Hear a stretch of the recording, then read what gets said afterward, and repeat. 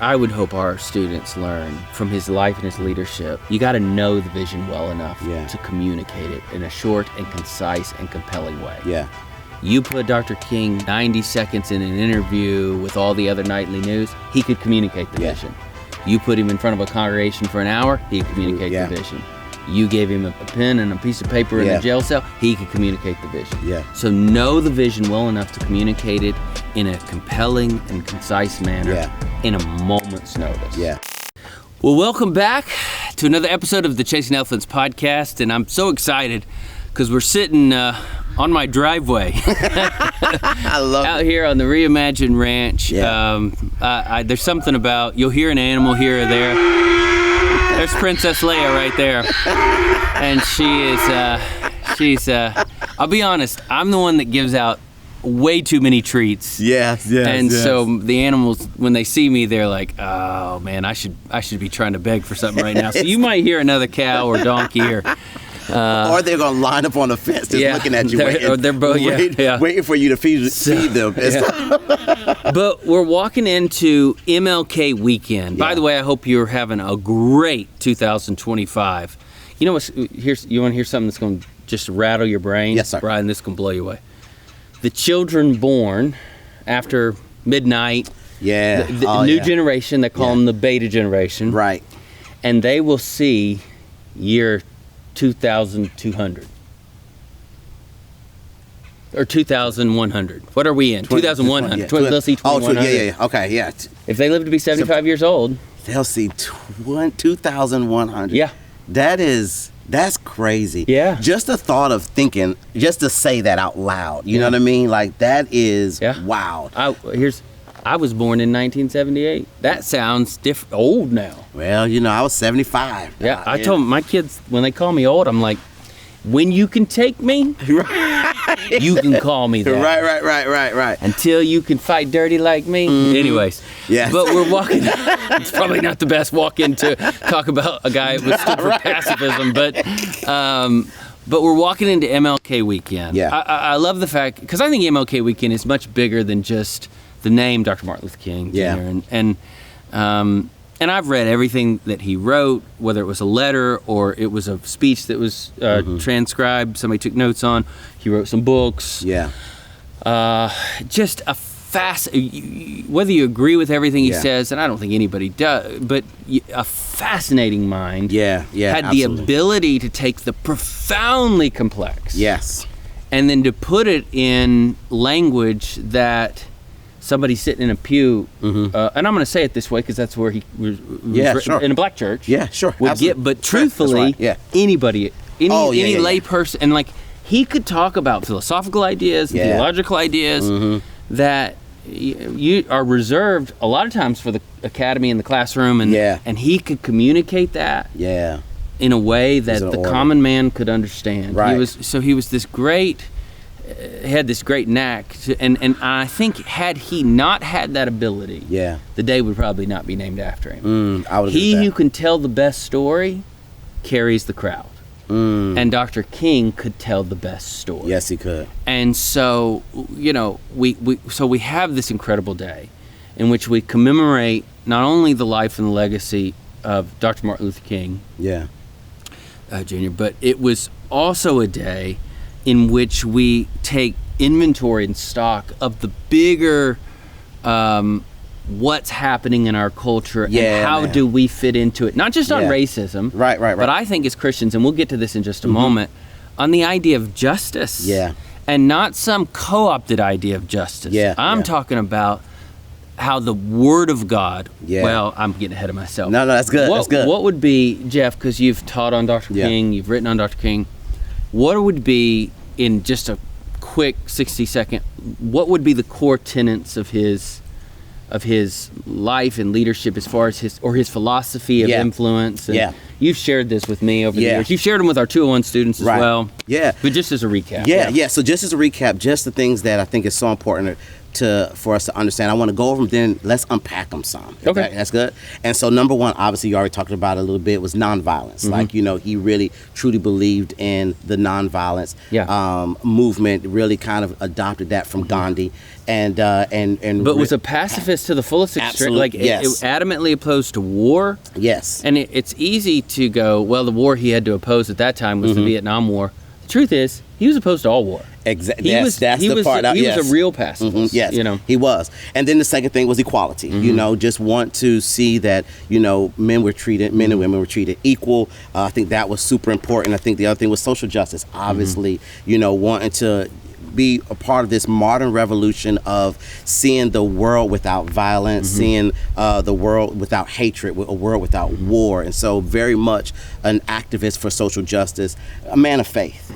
Everything that he did, faith was woven into every aspect of his philosophy, his approach, even his interactions with those who hated him. And so faith was his moral compass. His faith was his moral compass. And then love. That he believed that as a follower of Jesus Christ, you cannot be a follower of Jesus Christ without exemplifying agape love, despite the situation and the circumstances around. Yeah. And so we think about the tenets of Dr. King, and one of the things that I really admire and love about just his philosophy there is that, regardless of the situation, he looked at things through truly a full biblical worldview. I think in the midst of all that was going on, I think that's the thing that you take away from Dr. King is his ability to say, hey, in the midst of all of the political things that he's fighting up against, all of and he was a political person. And he was a political person, yes. Yeah. But he was a preacher. Better. Hey, his wife was even more political than he was. Yes, she was. But he never stopped being a follower of Jesus, never stopped living as a citizen of heaven, and that was the driving force in everything that he did, even in the bloody march on at Selma. And so those are just well, the reason I said Coretta Scott King was political more than her husband is because she used politics to get her husband out of jail. Yes, exactly. And it was exactly that phone call was this was me. This is me kind of probably dumbing it down a lot, but it was basically, hey, you know what? Whoever gets him out, we'll stand next to them on camera the next day. And to JFK's credit, he did. Which and we could spend a whole podcast just talking about that one phone call and how it changed the landscape, the political landscape of even how many African Americans vote today. So but there's a lot there. You could argue that JFK did it. Did he do it out of conviction, or was it a strategy? His brother told him not to do it. Right. It's a lot of meat. It's a lot of meat. There's a lot of that might be something for us to pick back up. What would have happened if he did not make that? If it was someone else that made the call and not JFK. And so. But yes, to your point, Coretta Scott King was much more political than Dr. King. But Brent, I think the thing that makes this day so important for me, and my story. That was going to be my question. Yeah. I was going to say, what makes this day, and I just want to make sure we ease into, because I want it to be set up. I want there to be everybody to hear this answer. What, as an African-American man who has raised 3 incredible young men, by the way. Thank you. And despite one of their school choices. Yes. We love Cameron anyway. Go Dogs. So keep that blue and orange to yourself. Yeah. We're getting out of the swamp this year. But This is the last year in the swamp. Last year in the swamp. But amazing young man. Thank you, man. Pursuing, whether it's this kind of job, or one of them's in ministry, one of them's going to be an engineer, one of them's in the tech world. These thriving young men. Yeah. You and Miss Quo have been married a long time. Yeah, almost 30 years. But what would you... 30 years this year in November. Whoa. Yeah.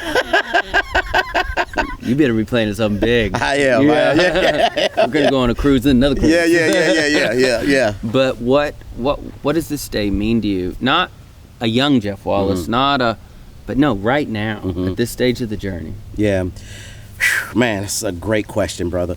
I think for me, Brent, as you know, I've always wanted to be a bridge builder. Mm-hmm. I've always had, many of you have heard my story and know, just the incredible gift that my mother, as Shout out to Mama Vivian. Yes, and her whole idea of even sending me to an all-white school in high school, wanted me to always see the heart of a man before I see the face of a man. Just that whole kind of, perspective of seeing my true brothers and sisters. And can I just tell you something, Jeff? I don't want to interrupt you. Yeah. I'm going to interrupt you. Yeah, no, it's good. Your mother's vision and prayer. Literally, we will get done with this conversation. Yeah. You'll walk in the house behind me. Yeah. And what will my kids call you? Uncle Jeff. Yeah. Yeah, I mean, and they're my niece and nephews. Those are my people, you know. And so for me, Brent, I've always been a person who desires to be a unifier and a bridge builder. I've always tried to be fair when dealing with things like, racism or social injustice issues, or even how I have felt like my own people as African Americans have, kind of view things in not a very positive light, or through the lens of having a true, authentic biblical worldview. And so this day for me is it's really special because Dr. King is somebody that I greatly looked up to. Yeah. Not because he was a perfect man, but because of his commitment.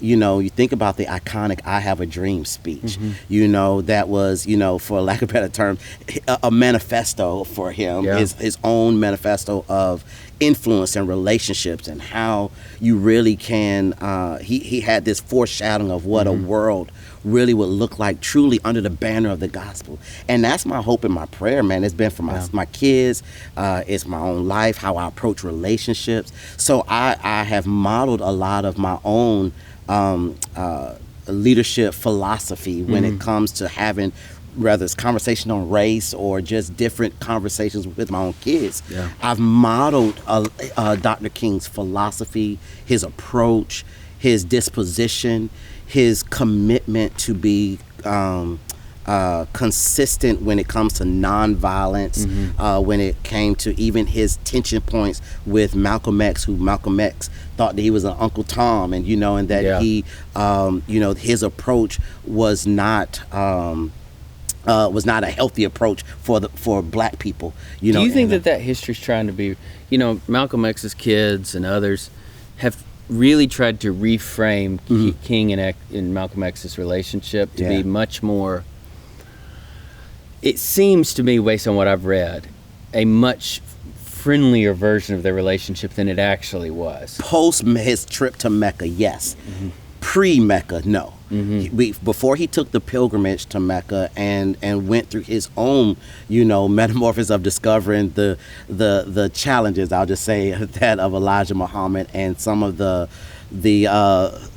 negative things I'm trying to be careful how I say it, but just some of the challenges within the Nation of Islam. And as he began to go through his own journey of discovery, there was a softer tone of a Malcolm X post Mecca, but before Mecca. And King was more open to that. Yeah, he was. Not at first, though. No, he wasn't. He wasn't. He wasn't. I'm not going to believe my lying eyes at first. Right. And you can't sit up here and call me, a lot of names. It was not nice. It wasn't. So it was contentious. There was conflict. They were two very polar opposite viewing individuals and leaders. And approaches. I'll just have the next point. Their approach and even the energy in which they presented. One was more of a unifier, Dr. King. One was more of a desire isolator, Malcolm X. A separatist. Yes, and also one who wanted to retaliate violence for violence, very militant in their approach. And so I think that was, out of the many, even outside of just the religious, the theological and doctrinal differences that they had because of Islam versus Christianity. Yeah. But they were very, very much two different people. And so for me... Have you read his autobiography, Malcolm X's autobiography? Yeah, I have. Yeah. Now, from what I understand, he wrote it in jail. He did. And so he would write, and then the lights would go out. You have to stop, and he'd write. And yes. Because I think he mentioned how he had to stop writing every night when they turned the lights out, Joe. But him talking about coming after Christians and converting them to Islam, and he called it fishing. Yeah.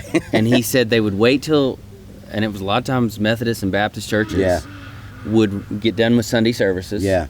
And everybody was hanging out on the sidewalk and in front of the church, just after church talk. Right. And he said that's when the I think he said he said that's when we'd go fishing. They would. That's what it was. And they would pick off. Yeah. And and I'm not saying play off, but they would capitalize on a really heartfelt we're marginalized. We're marginalized people. Yeah. Well, what is this doing for you? Yeah. Come on over here. Right. And discover the ways of Elijah Muhammad and Nation of Islam. Yeah. And it was. And here's what I thought was scary yet brilliant of not just Malcolm X at that time, but others, is they, correct me if I'm wrong on this, Jeff, it seemed to me, the more I study and the more I read, and I think his autobiography is something everybody should read that's interested in this subject. I absolutely agree with that. Is that he made coming over to the Nation of Islam side of things synonymous with being really black. Yeah, it very much. Oh, yeah. I mean, and that didn't stop with his assassination. I mean, that continued on even after that. But yeah, it was very much, which Christianity right in the face of Martin Luther, Dr. King's philosophy. Because it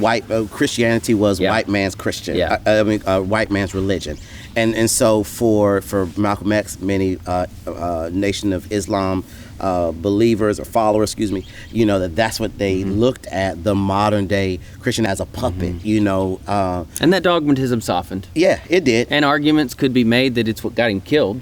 Oh, absolutely. Though that history's they've been trying to rewrite. When I say people have been trying to rewrite that history as well. Yeah. I mean, and you can't ignore the fact that he was assassinated by his own. People say it wasn't, though. Yeah, they're trying to say it was. I mean, we can go with conspiracy theorists versus reality. You're the black man. Boy, I can get canceled for that. I was just joking. We are friends. I'm playing. This is just, please don't, for the love. This is my brother. I'm the one that says. How am I defending? Malcolm X. Man, this is 2025 for real. This is 2025. But no, it is. It did get him killed. Yeah, it did. And so for me, though, Brent, if you were to ask me, and there are, again, without going deeper into it, there are still modern day mindsets that would be very similar to that perspective of Malcolm X. In this day and time, as because one of the things for Dr. King, when it talked about being nonviolent, he believed in peaceful protesting. Obviously believed in protesting. We know that, but the peaceful protesting, and whereas there are some who do not believe in peaceful protesting, and so that mindset, I think.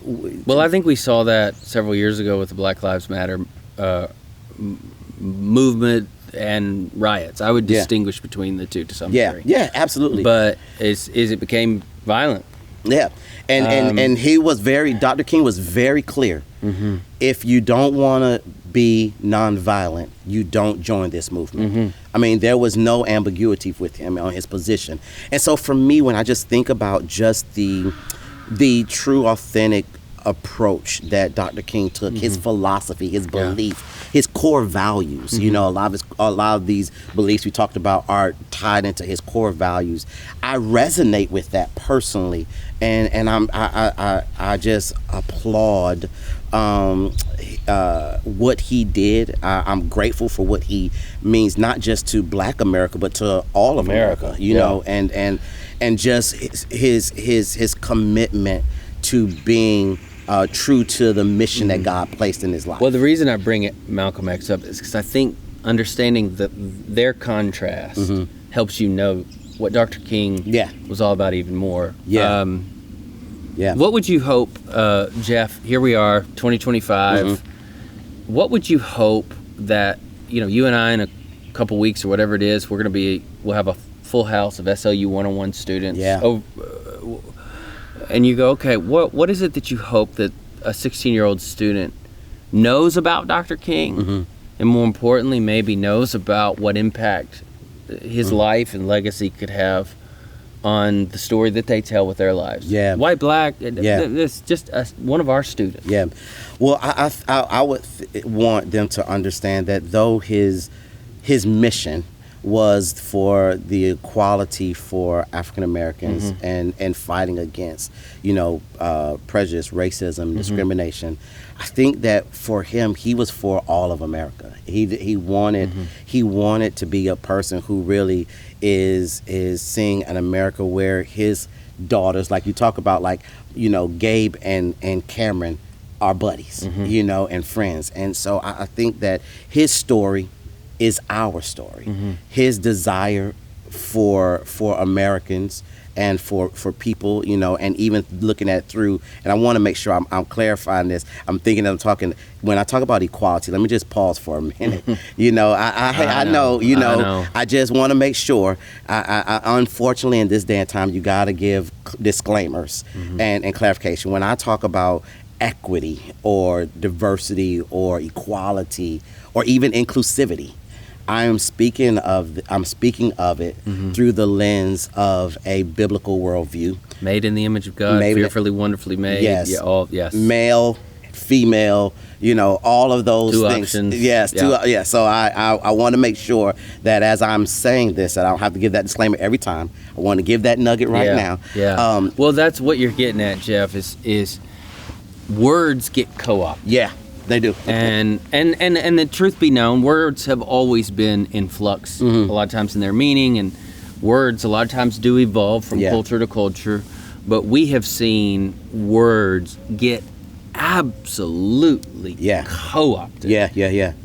At a rapid fire pace. That's what that's why you're going, all right, let me just make sure. What I mean? Yeah, I wrote my dissertation, whatever it was, 12 years ago, and in the title is social justice. Yeah. And at that time, we didn't, and nobody felt the need to explain, oh, this doesn't mean, but now you'd have to. Well, and even... So when we talk about justice, let me just say this. We're talking about it, and I think the book Generous Justice by Tim Keller is a short read. Yes, that's a good read.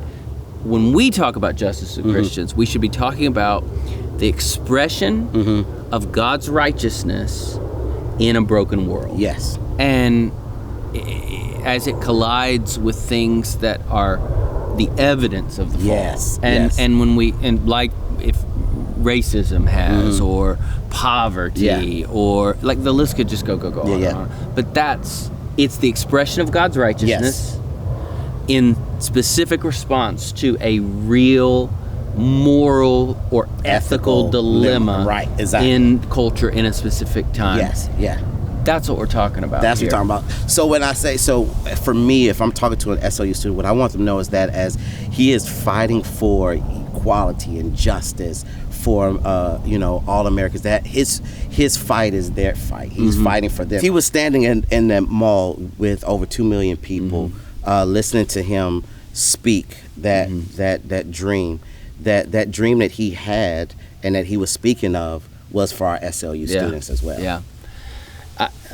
I don't know if I have a right to have an opinion on this. You do. But I would hope our students learn from his life and his leadership. Number one, you got to know the vision well enough to communicate it in a short and concise and compelling way. Yeah. You put Dr. King in 90 seconds in an interview with all the other nightly news, he could communicate the vision. You put him in front of a congregation for an hour, he could communicate the vision. You gave him a pen and a piece of paper in a jail cell, he could communicate the vision. Yeah. So know the vision well enough to communicate it in a compelling and concise manner in a moment's notice. Yeah. That's number one. Number two, be willing to sacrifice for that vision. Yeah. If you're not willing to sacrifice for the vision, the cause of your life, then it's not a compelling vision to begin with. Yeah. And make sure, number three, that you live a life that when the lights get turned out on your life, that the vision continues. That's good. And so, now there's arguments to be made. There's some pretty tough things that happened after Dr. King's assassination, and there were riots, and there was fires, and there was death. There was a lot of tough pills to swallow after that. But there was a diminishment of the movement. There was, and I would say the bigger argument could be made if you were to take the whole of time. Then you would say that vision, that compelling vision that he knew well enough, that he could communicate in a multiplicity of contexts, and that he was willing to sacrifice for, that it outlived not only his life but the next generation's life. Yeah, that's good. Yeah, I would agree with that holistically, and I think that that's so important, Brent. And I just think that this is a great time. Dr. King's, MLK Day is just for us to just reflect on his legacy and that reality. Yeah. And so, for me, man, it's just a very special day. It's the reason why I turned down 3 scholarships. My dad told me I was crazy to go to Morehouse College, because... Which is, why is that significant, real quick? Well, it's the college that Dr. King went to. Yeah. I mean, I went to chapel every week in the King Memorial Chapel. Yeah. There's a statue of him outside of the King Memorial Chapel. And so, it was, for me, just an opportunity to just be in the presence of the aura of his legacy, because I was in the classroom. I sat in the classroom that he actually took class in. And that's what we do at SLU. We're trying to go to those primary source locations. Man, if you're a student, don't settle. Like, I don't know, we're talking about Dr. King. Yeah. Don't settle for Jeff. No. Like, here's the beautiful thing. Yeah. And I'm saying, no, that's good. What I hope this conversation is doing is putting a sweet taste in the mouth of somebody listening. They go, I'm not going to just listen to Brent and Jeff's conversation. I wonder everything he wrote you can get. Yes. It's accessible. And in my library, I have, it's like 3 volumes of it's compiled all his letters and speeches and stuff. But that's the thing is, in the leadership journey, in your own development, whenever you can, go to the primary source. Deep dive into the literature, man. And locations. I mean, you got to go in that chapel, in that classroom. You know?